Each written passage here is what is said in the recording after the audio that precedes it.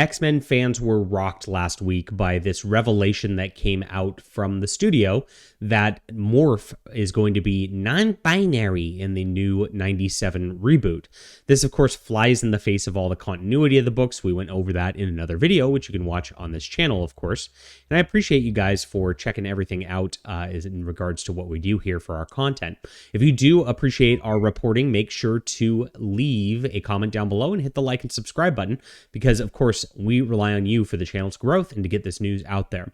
We're also getting the news out there through Fandom Pulse, my news website. I'm the editor-in-chief, John Delarose here, and this is our new edit article this morning on the Morph situation, which proves this is not just some coincidence. They didn't just haphazardly add this in. This is yet another incident.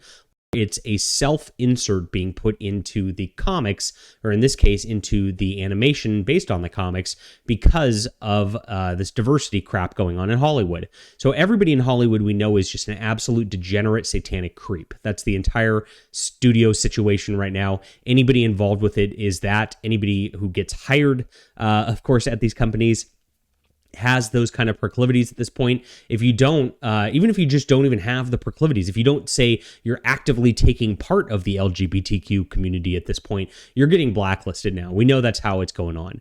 They, of course, overrepresent all of these people in everything. They actually go through and try to check like identity boxes in order to give people roles for the hiring. And that's exactly what happened with X-Men 97 and with the Morph character right here. So with a little bit of digging, our ace writer right here, Tebow, of course, went and uncovered the information that we found today. Here it is. It seems we can't go a day without some new controversy rearing its ugly head for the upcoming Disney Plus X-Men 97 show. Despite a promising start where showrunner Bo DeMaio proclaimed he would not allow people to work on the show if they weren't already a fan of X-Men, which is kind of different for Disney. Most Disney stuff, as we are aware, is all about like hiring people who don't know even anything about the show whatsoever. They don't even look at the comics until after they're done writing. It's crazy. We've seen since then there's been a woke modernizing and activism seeping through. But what's become more concerning is that the voice actor for Morph, a character who was not very well known prior to the recent media blitz surrounding his gender identity, is being voiced by J.P. Karliak, a gay voice actor and founder of Queer Vox. So if you want to get into what Queer Vox is and why Morph is suddenly becoming a non-binary character in all this, you look at it and the mission statement says they're a non-profit organization providing training and professional support for LGBTQIAS plus whatever P voice actors in the entertainment industry while advocating for equitable opportunities and authentic representation of voice performance work. So if you think about what's an authentic representation at this point, that's why they have to make Morph into some weird thing. It's what the changeling concept is. So if you know what a changeling is in science fiction or fantasy or whatnot, those are characters that shapeshift or whatever.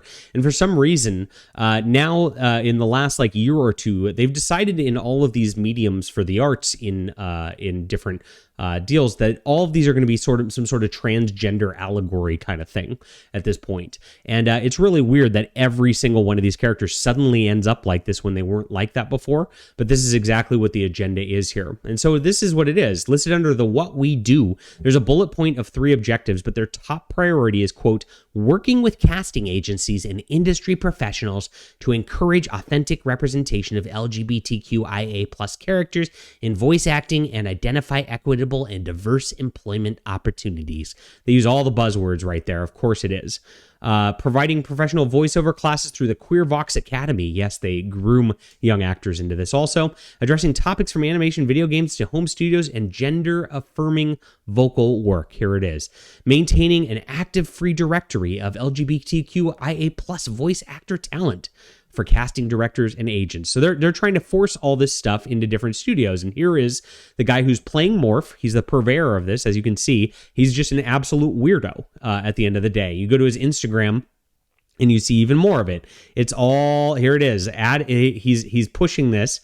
Added a character twist that's pissing off all the right people.